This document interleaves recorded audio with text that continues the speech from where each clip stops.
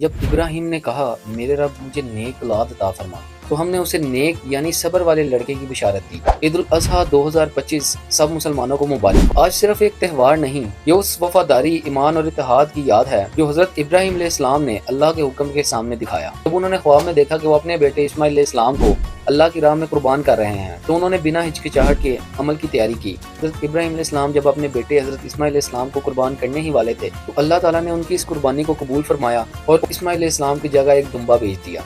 تو ابراہیم نے کہا کہ بیٹا، میں خواب میں دیکھتا ہوں کہ گویا تم کو ذبح کر رہا ہوں، تو تم سوچ لو کہ تمہارا کیا ارادہ ہے۔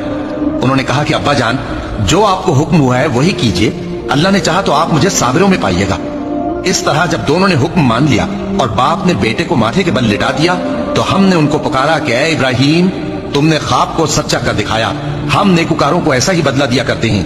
بلا شبہ یہ کھلی آزمائش تھی، اور ہم نے قربانی کے ایک بڑے جانور سے ان کا یعنی اسماعیل کا فدیہ دیا، اور پیچھے آنے والوں میں ہم نے ابراہیم کا ذکر خیر باقی رکھا۔ اور اسی واقعے کی یاد میں عید الاضحیٰ مسلمانوں کے لیے مقرر کی گئی۔